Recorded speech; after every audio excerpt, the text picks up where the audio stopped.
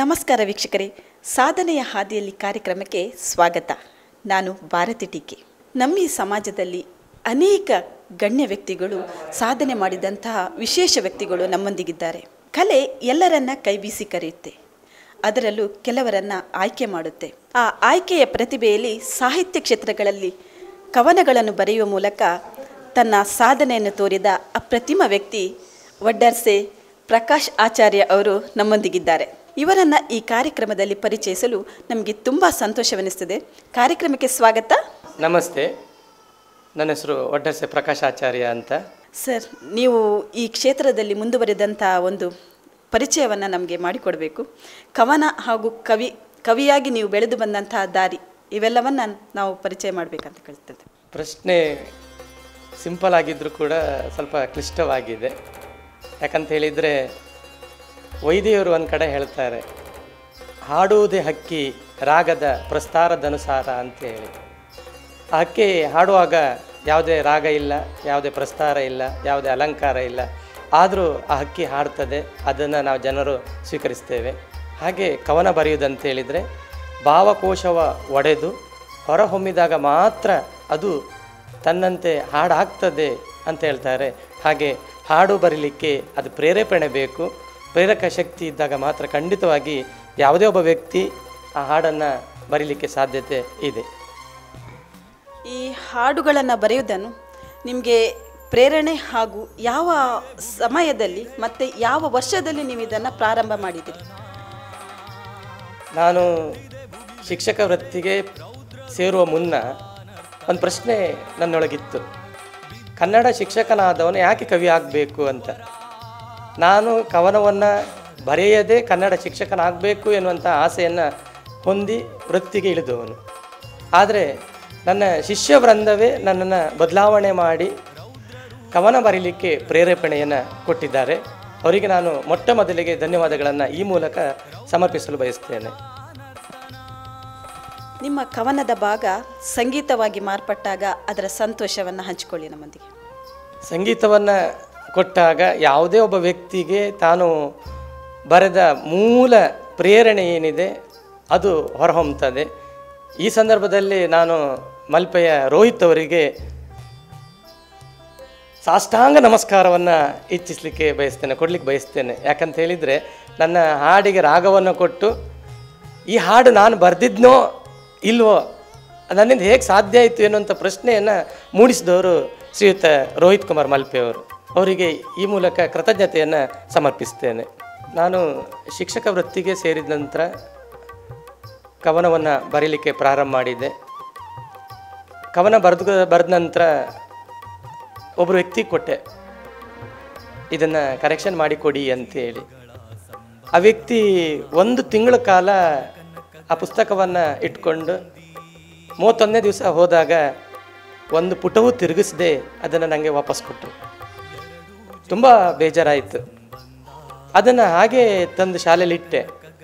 ಆಗ ನನ್ನ ಸ್ನೇಹಿತರು ನನಗೆ ತುಂಬ ತಾಳ್ಮೆಯಿಂದ ಬುದ್ಧಿಯನ್ನು ಹೇಳಿದರು, ಬರೀರಿ, ನಾನು ಸಹಕಾರ ಮಾಡ್ತೇನೆ ಅಂಥೇಳಿ. ಇದರಲ್ಲಿ ಪ್ರಥಮವಾಗಿ ಸಹಕಾರವನ್ನು ಮಾಡಿದವರು ಅಂತೇಳಿದರೆ ದಿವಂಗತ ತೆಕ್ಕಟ್ಟೆ ಸುರೇಂದ್ರ ಶೆಟ್ಟಿ ಅಂತೇಳಿ, ಬ್ರಹ್ಮಾವರ ಸರಕಾರಿ ಪದವಿ ಪೂರ್ವ ಕಾಲೇಜಿನ ಕನ್ನಡ ಉಪನ್ಯಾಸಕನಾಗಿ ಸೇವೆಯನ್ನು ಸಲ್ಲಿಸಿ ಈಗ ನಮ್ಮೊಂದಿಗಿಲ್ಲ. ಆದರೆ ಅವರು ನನಗೆ ಬಹಳ ಪ್ರೇರಣೆಯನ್ನು ನೀಡಿದ್ದಾರೆ. ಪ್ರತಿಯೊಂದು ಹೆಜ್ಜೆಯೂ ಕೂಡ ಅವರು ಈ ರೀತಿ ಬರಿ, ಹಾಗಾಗಬೇಕು, ಹೀಗಾಗಬೇಕು ಅಂತೇಳಿ ಪ್ರೇರೇಪಣೆಯನ್ನು ಕೊಟ್ಟಿದ್ದಾರೆ. ನಂತರ ಬ್ರಹ್ಮಾವರದ ಮನೋಹರ್ ಹೆಗ್ಡೆ ಅಂತೇಳಿ, ಅವರು ನಾವೀಗ ಮನು ಹಂದಾಡಿ ಅಂತ ಕರಿತೇವೆ. ಅವರು ಕೂಡ ನನ್ನ ಪ್ರತಿಯೊಂದು ಹೆಜ್ಜೆಯಲ್ಲಿಯೂ ಕೂಡ ಅವ್ರ ಪಾತ್ರ ಖಂಡಿತ ಇದೆ. ಸಾಹಿತ್ಯ ಕ್ಷೇತ್ರದಲ್ಲಿ ದೊಡ್ಡ ಹೆಸರನ್ನು ಮಾಡಿದ್ದಾರೆ. ಹಾಗೆ ಯಕ್ಷಗಾನದಲ್ಲಿ ಕೂಡ ಬಹಳ ದೊಡ್ಡ ಹೆಸರು ಅವರದ್ದಿದೆ. ಅವರು ನನ್ನೊಟ್ಟಿಗೆ ಬಹಳ ಕೈ ಜೋಡಿಸಿ ನನ್ನನ್ನು ಬೆಂತಟ್ಟಿ ಹಾಗೆ ಮಾಡಿ ಹೀಗೆ ಮಾಡಿ ಅಂತೇಳಿ ಹೇಳಿದ್ದಾರೆ. ಹಾಗೆ ಅವರೊಂದಿಗೆ ನಮ್ಮ ಕೋರಾಡಿ ಪ್ರೌಢಶಾಲೆಯ ಮುಖ್ಯ ಶಿಕ್ಷಕ ಬಾಬು ನಾಯ್ಕ್ ಕೂಡ್ಲಿ ಅಂತೇಳಿ, ಅವರು ಶನಿವಾರ ನಮ್ಮ ಶಾಲೆಗೆ ಬಂದು ನನಗೆ ನನ್ನ ಕವನವನ್ನು ಬರೆಯುವಂಥ ಸಂದರ್ಭದಲ್ಲಿ ಸ್ಫೂರ್ತಿಯನ್ನು ನೀಡಿ ಬರೆಯುವ ಶೈಲಿಯನ್ನು ಕೂಡ ಹೇಳಿಕೊಟ್ಟಿದ್ದಾರೆ. ಹಾಗೆ ನಮ್ಮ ಶಾಲೆಯ ಆಡಳಿತ ಮಂಡಳಿ ಆಗಿರ್ಬೋದು ಅಥವಾ ನಮ್ಮ ಶಾಲೆಯ ಶಿಕ್ಷಕ ವೃಂದದಾಗಿರ್ಬೋದು, ಅವರೆಲ್ಲರೂ ಕೂಡ ಪ್ರೋತ್ಸಾಹವನ್ನು ಕೊಟ್ಟು 2006ನೇ ಇಸ್ವಿಗೆ ನನ್ನ ಮೊದಲ ಕವನ ಸಂಕಲನ ಪ್ರಕಟವಾಯಿತು, ಪಿಸು ನುಡಿದ ಅಂತರಂಗ ಅಂತೇಳಿ. ಅದನ್ನು ನಾನು ಬಾರ್ಕೂರು ರೋಟರಿಯ ಸದಸ್ಯನಾಗಿದ್ದೆ. ಆ ವರ್ಷ ಬಾರ್ಕೂರು ರೋಟರಿ ಅಧ್ಯಕ್ಷನಾಗಿ ಪದಪ್ರದಾನ ಸ್ವೀಕರಿಸಿರುವಂತಹ ರಂಗನಕೆರೆ ಶೆಟ್ಟಿಗಾರ್ ಇಂಡಸ್ಟ್ರೀಸ್ನ ಮಾಲಕರಾಗಿರುವಂತಹ ರೊಟೇರಿಯನ್ PHF ಶ್ರೀನಿವಾಸ್ ಶೆಟ್ಟಿಗಾರ್ ಅವರ ಪದಪ್ರದಾನ ಸಮಾರಂಭದ ದಿವಸ ನನ್ನ ಪುಸ್ತಕವನ್ನು, ಕವನ ಸಂಕಲನವನ್ನು ಬಿಡುಗಡೆ ಮಾಡಲಿಕ್ಕೆ ಅವಕಾಶವನ್ನು ಮಾಡಿಕೊಟ್ಟರು. ಅದು ನನ್ನ ಮೊದಲ ಪ್ರಕಟವಾದ ಕವನ ಸಂಕಲನ ಆಗಿರ್ತದೆ. ಜೊತೆಗೆ ಆ ದಿವಸ ಬಂದಂಥ ಎಲ್ಲ ರೋಟರಿ ಗಣ್ಯರು ನನಗೆ ಬೆನ್ನು ತಟ್ಟಿ ಪ್ರೋತ್ಸಾಹವನ್ನು ಮಾಡಿ ಆ ದಿವಸ ಭಾಳಷ್ಟು ಪುಸ್ತಕವನ್ನು ತಗೊಂಡ್ರು. ನಂತರ ಎರಡನೇ ಕವನ ಸಂಕಲನ ಮೌನ ನಿನಾದ 2008ರಲ್ಲಿ ಬಿಡುಗಡೆ ಹೊಂದಿತು. ಅದನ್ನು ನಮ್ಮ ಕೋಟ ಬಾಲಕಿಯರ ಪ್ರೌಢಶಾಲೆಯ ಶಿಕ್ಷಕರಾಗಿರುವಂಥ ನರೇಂದ್ರ ಕುಮಾರ್ ಕೋಟ ಅವರ ನೇತೃತ್ವದಲ್ಲಿ ನನ್ನ ಪುಸ್ತಕವನ್ನು ಬಿಡುಗಡೆ ಮಾಡಿದರು.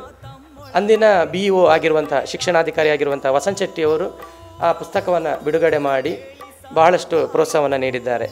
ನಂತರ ಭಾಳಷ್ಟು ವರ್ಷಗಳ ನಂತರ ಪುನಃ 3ನೇ ಕವನ ಸಂಕಲನವನ್ನು ಬಿಡುಗಡೆ ಮಾಡಿದ್ದೆ.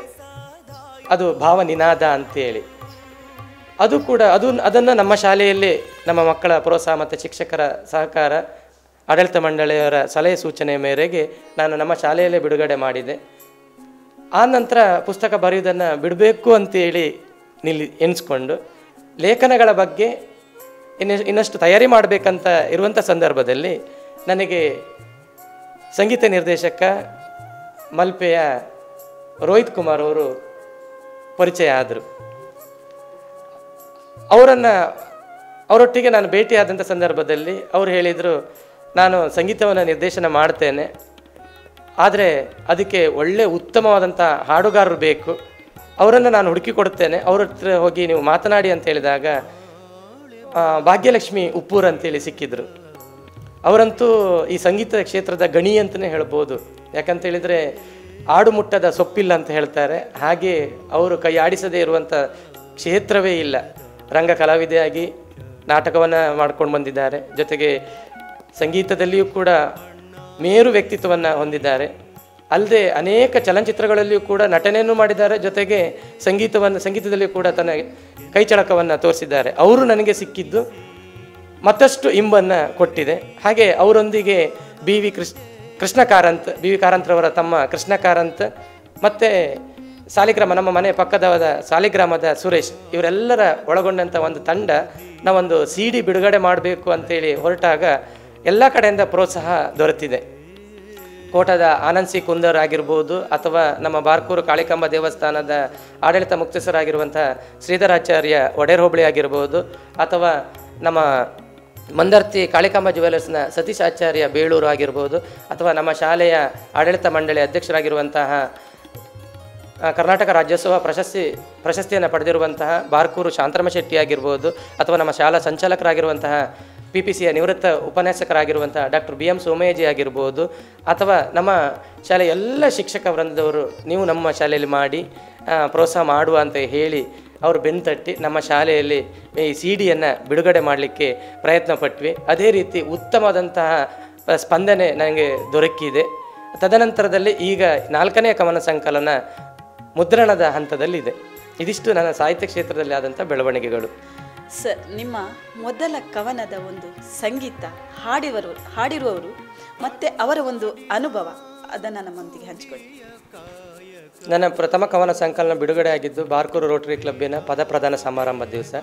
ಆ ದಿವಸವೇ ಪ್ರಾರ್ಥನೆಯಾಗಿ ನನ್ನ ಕವನ ಸಂಕಲನ ಮೊದಲ ಕವನ ಪ್ರಾರ್ಥನೆ, ಅದನ್ನು ನನ್ನ ಶಾಲೆಯ ವಿದ್ಯಾರ್ಥಿಗಳು ಬಹಳ ಉತ್ತಮವಾಗಿ ಹಾಡಿದ್ದಾರೆ. ಅದೇ ನನಗೆ ಆ ಸಮಾರಂಭದಲ್ಲಿ ಸಿಕ್ಕಂತಹ ಮೊದಲ ಒಂದು ರೀತಿಯ ಗೌರವ ಅಂತ ತಿಳ್ಕೊಂಡಿದ್ದೇನೆ. ಅದು ಉತ್ತಮ ರೀತಿಯಲ್ಲಿ ಅಲ್ಲಿ ಬಂದಂಥ ರೋಟರಿ ಗಣ್ಯರು ಎಲ್ಲರೂ ಕೂಡ ಈ ಸಾಹಿತ್ಯ ಒಳ್ಳೆಯದಾಗಿದೆ ಅಂತ ಹೇಳಿದ್ದಾರೆ. ಜೊತೆಗೆ ಆ ಸಾಹಿತ್ಯಕ್ಕೆ ಸಂಗೀತವನ್ನು ಕೊಟ್ಟವರು ಬಾರ್ಕೂರಿನ ನಮ್ಮ ಜಯಶ್ರೀ ಆರ್ ಭಟ್ ಅಂತೇಳಿ, ಅವರು ಕೂಡ ಅನೇಕ ಕಡೆಯಲ್ಲಿ ಅದನ್ನು ಪ್ರಾರ್ಥನೆಗಾಗಿ ಹಾಡಿದ್ದಾರೆ. ಅಲ್ಲಿಯೂ ಕೂಡ ಎಲ್ಲರೂ ಕೂಡ ಒಳ್ಳೆಯ ಪ್ರಭಾವಿ ಮತ್ತು ನುರಿತ ವ್ಯಕ್ತಿ ಬರೆದ ರೀತಿಯಲ್ಲಿ ಇದೆ ಅಂತ ಹೇಳಿದಾಗ ನನಗೆ ಒಂದಿಷ್ಟು ಹೆಮ್ಮೆ ಮತ್ತು ಸಂತೋಷ ಖಂಡಿತ ಆಗಿದೆ. ಇದುವರೆಗೆ ನೀವು ಸಾಕಷ್ಟು ಕವನಗಳನ್ನು ಬರೆದಿದ್ದೀರಿ. ಅದರಲ್ಲಿ ನಿಮ್ಮ ಅಚ್ಚುಮೆಚ್ಚಿನ ಒಂದು ಸಂಗೀತ ಯಾವುದು ಅಂತ ಹೇಳ್ಬೋದಾ? ನನ್ನ ಅಚ್ಚುಮೆಚ್ಚಿನ ಕವನಗಳನ್ನು ರೋಹಿತ್ ಕುಮಾರ್ ಅವರು ಭಾವನಿನಾದ ಎನ್ನುವಂಥ CD-ಯಲ್ಲಿ ಹಾಕಿದ್ದಾರೆ. ಅವರು ಹಾಕಿದಂಥ 10 ಹಾಡುಗಳು ಕೂಡ ಅಚ್ಚುಮೆಚ್ಚಾಗಿದೆ. ಮತ್ತು ಎಷ್ಟು ಜನ ಕೇಳಿದ್ದಾರೆ ಅಷ್ಟು ಜನರಿಂದ ಉತ್ತಮವಾದಂತಹ ಒಂದು ಸಂದೇಶ ರವಾನೆ ಆಗಿದೆ. ನನಗೆ ಎಲ್ಲವೂ ಕೂಡ ಒಳ್ಳೆಯದಾಗಿದೆ, ಸಾಹಿತ್ಯವೂ ಒಳ್ಳೆಯದಾಗಿದೆ, ಸಂಗೀತವೂ ಒಳ್ಳೆಯದಾಗಿದೆ. ಸರ್, ಇವಾಗ ಈ ಸಂಗೀತ ಅನ್ನುವಂಥದ್ದು ಈಗ ಯುವ ಪೀಳಿಗೆಗೆ ಒಂದು DJ ಈ ಥರ ಎಲ್ಲ ಬರುವಂಥ ಒಂದು ಯುಗ. ಇದರಲ್ಲಿ ನೀವು ಯುವ ಪೀಳಿಗೆಗೆ ಯಾವ ರೀತಿಯ ಒಂದು ಸಂದೇಶವನ್ನು ನೀಡಲಿಕ್ಕೆ ಇಷ್ಟಪಡ್ತೀರಾ? ಯುವ ಪೀಳಿಗೆಗೆ ಈಗ ಕಂಪ್ಯೂಟರ್ ಯುಗ ಮತ್ತು ಸ್ಪರ್ಧಾತ್ಮಕ ಯುಗದಲ್ಲಿ ಆದಷ್ಟು ಚುರುಕಿನ ಒಂದು ಭಾವವನ್ನು ಅವ್ರಿಗೆ ಕೊಡಬೇಕಾಗ್ತದೆ. ಅದಕ್ಕೆ ಸಂಗೀತಕ್ಕೆ ಮಾರು ಹೋಗದೇ ಇರುವಂಥ ವ್ಯಕ್ತಿ ಈ ಪ್ರಪಂಚದಲ್ಲಿ ಇಲ್ಲ. ಭಾಳ ಇತಿಹಾಸದ ಕಾಲದಿಂದಲೂ ಅಥವಾ ಪುರಾಣ ಕಾಲದಿಂದಲೂ ಅಥವಾ ಇವತ್ತಿನ ಐತಿಹ್ಯದಿಂದ ಹಿಡಿದು ಇವತ್ತು ವಾಸ್ತವದವರೆಗೂ ಕೂಡ ಈ ನಮ್ಮ ಸಂಗೀತಕ್ಕೆ ಮಾರು ಹೋಗದಿರುವಂಥ ವ್ಯಕ್ತಿಗಳಿಲ್ಲ.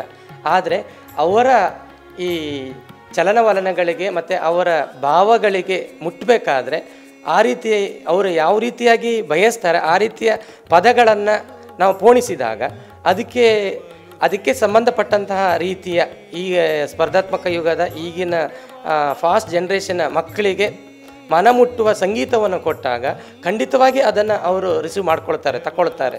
ಅದಕ್ಕೆ ನಮ್ಮ ಶಾಲೆ ವಿದ್ಯಾರ್ಥಿಗಳೇ ಸಾಕ್ಷಿ. ಯಾಕಂದರೆ ಎಷ್ಟೋ ಕಡೆಗಳಲ್ಲಿ ಈ ಹಾಡುಗಳನ್ನು ಅವರು ಸ್ಪರ್ಧೆಗಳಲ್ಲಿ ಹಾಡಿದ್ದಾರೆ. ಅದಕ್ಕಿಂತ ಇನ್ನೊಂದು ವಿಚಾರವನ್ನು ಹೇಳಬೇಕಾದ್ರೆ, ಮೊನ್ನೆ ದಿವಸ ನಮ್ಮ ಉಡುಪಿಯ ಪರ್ಯಾಯದಲ್ಲಿ ನನ್ನ ಹಾಡು ನನ್ನದು ಎನ್ನುವಂಥ ಸೀಸನ್ 2 ಈ ವಿಭಾಗದಲ್ಲಿ ನನ್ನ 2 ಕವನಗಳು ಆಯ್ಕೆಯಾಗಿದೆ. ಇದು ನನಗೆ ಭಾಳ ಅಚ್ಚುಮೆಚ್ಚು. ಯಾಕಂತೇಳಿದರೆ ಫೈನಲ್ನಲ್ಲಿ ಫಸ್ಟ್ ಬಂದಂಥ ಹಾಡು ನಂದೇ. ಫಸ್ಟ್ ಬಂದಂಥ ಹುಡುಗಿ ಎಷ್ಟು ಇನ್ವಾಲ್ವ್ಮೆಂಟಲ್ಲಿ ಹಾಡಿದ್ದಾಳೆ ಅಂತ ಹೇಳಿದರೆ, ಅಲ್ಲೊಂದು ಸಲ ಕೂತ್ಕೊಂಡಂಥ ನಾನು ನಿಬ್ಬೆರಗಾಗಿ ಮಂತ್ರಮುಗ್ಧನಾಗಿ ಕೂತ್ಕೊಂಡು ಬಿಟ್ಟೆ.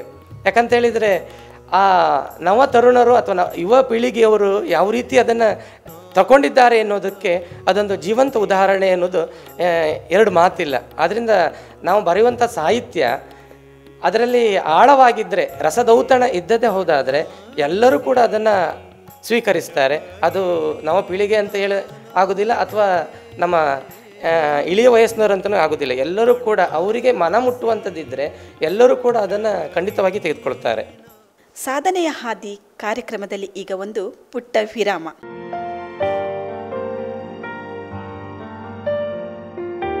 ವಿರಾಮದ ಬಳಿಕ ಮತ್ತೆ ಸಾಧನೆ ಹಾದಿ ಕಾರ್ಯಕ್ರಮಕ್ಕೆ ಸ್ವಾಗತ. ಮನುಷ್ಯ ಕನಸು ಕಾಣುವುದು ಸಹಜ. ನಿದ್ದೆಯಲ್ಲಿ ಕಂಡ ಕನಸು ಎಚ್ಚೆತ್ತಾಗ ಮಾಯವಾಗಿ ಬಿಡುತ್ತದೆ. ಆದರೆ ತೆರೆದ ಕಣ್ಣಲ್ಲಿ ಹಗಲಲ್ಲಿ ಕಂಡ ಕನಸನ್ನು ಸಾರ್ಥಕಗೊಳಿಸಿದವರಲ್ಲಿ ಶ್ರೀಯುತ ಪ್ರಕಾಶ್ ಆಚಾರ್ಯ ಇವರು ಕೂಡ ಒಬ್ಬರು. ಇವರ ಕವನದ ಬರವಣಿಗೆಯ ಕನಸೇ ಸಂಗೀತ. ಬನ್ನಿ ವೀಕ್ಷಕರೇ, ಇವರ ಒಂದು ಸಂಗೀತದ ಬದುಕಿನ ಪಯಣ ಏನು, ಇವೆಲ್ಲವನ್ನು ವೀಕ್ಷಿಸಿ ಬರೋಣ ಇವತ್ತಿನ ಸಾಧನೆಯ ಹಾದಿಯಲ್ಲಿ.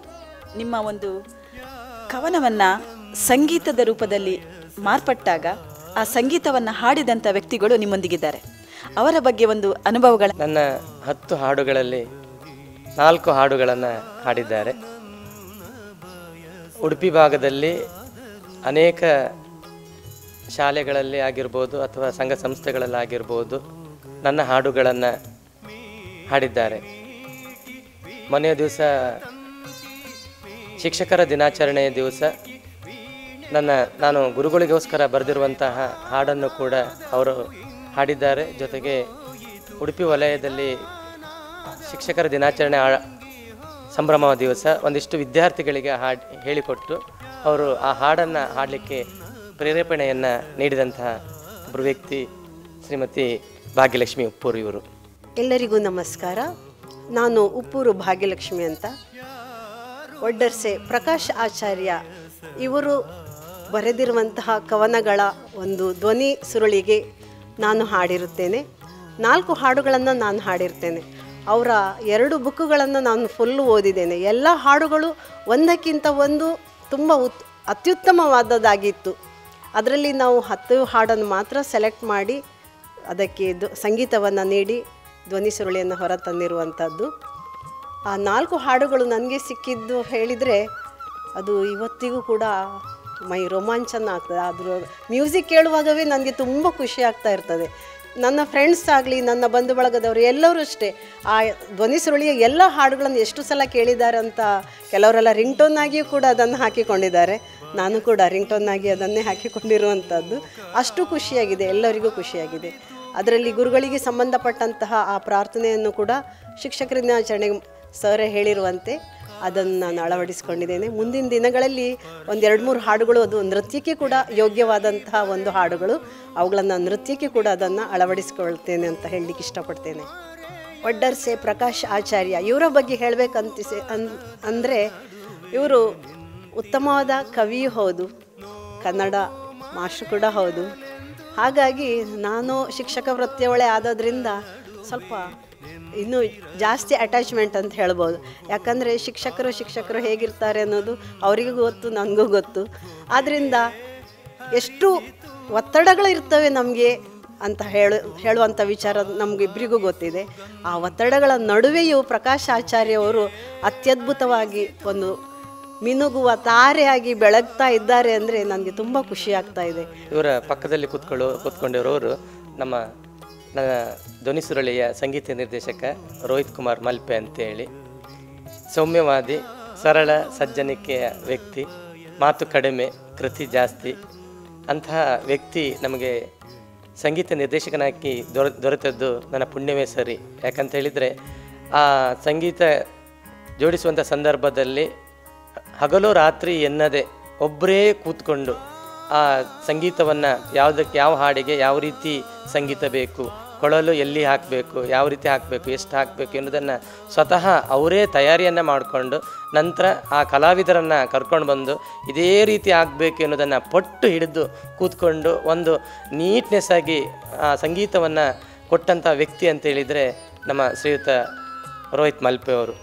ಮಬ್ಬು ಕವಿದ ದಾರಿಯಲ್ಲಿ ಚಿತೆಯ ಗಾಳಿ ಬೀಸಿದೆ, ಮಬ್ಬು ಕವಿದ ದಾರಿಯಲ್ಲಿ ಚಿತೆಯ ಗಾಳಿ ಬೀಸಿದೆ, ನೊಂದ ಮನದ ಬೇಗೆಗೆ ಮಂದ ನಿಲದ ತಂಪು ಬಾರದೆ, ನೊಂದ ಮನದ ಬೇಗೆಗೆ ಮಂದ ನಿಲದ ತಂಪು ಬಾರದೆ,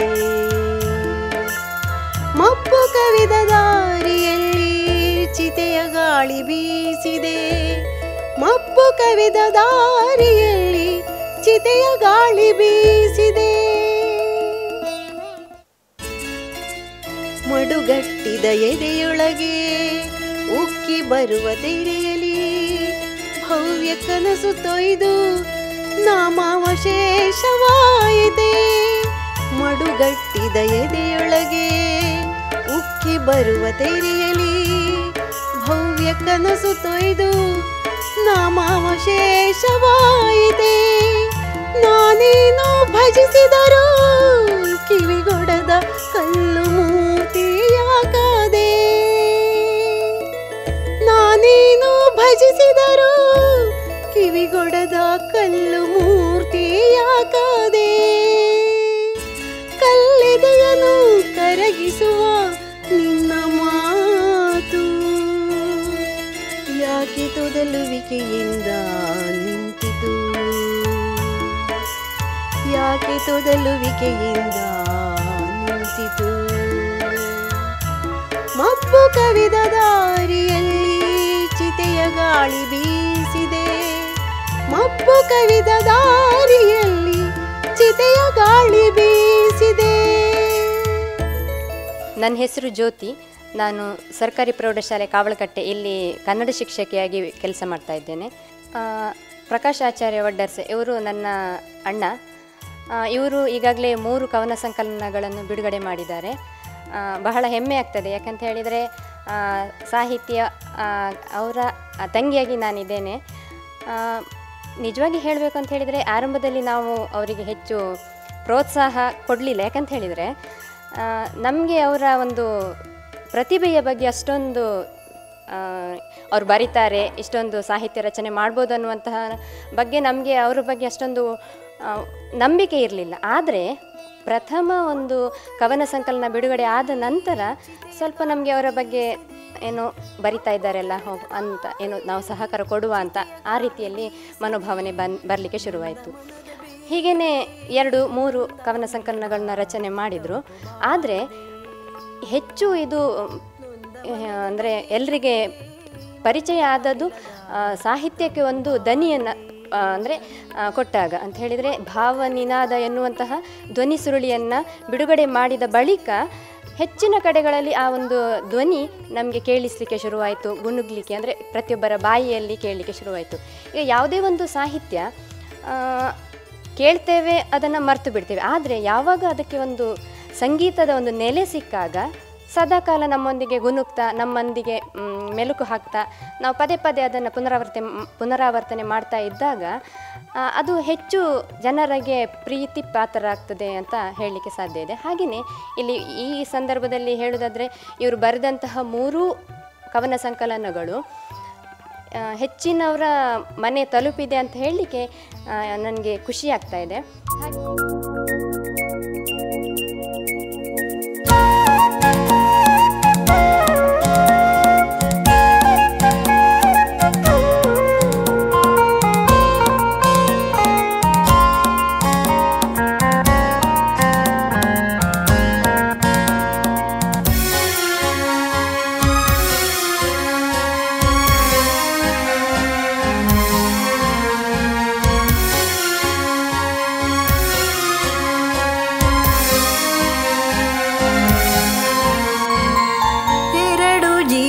ಗಳ ನಡುವೆ ಜನಿಸಿದೆ ರಾಗ,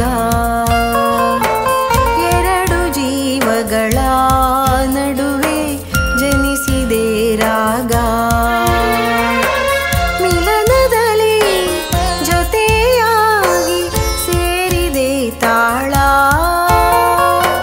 ಮಿಲನದಲ್ಲಿ ಜೊತೆಯಾಗಿ ಸೇರಿದೆ ತಾಳ. ಲೋಕವನ್ನು ಬಣ್ಣಿಪ್ಪೆನು, 2 ಜೀವಗಳ ನಡುವೆ ಜನಿಸಿದೆ ರಾಗ, 2 ಜೀವಗಳ ನಡುವೆ ಜನಿಸಿದೆ ರಾಗ.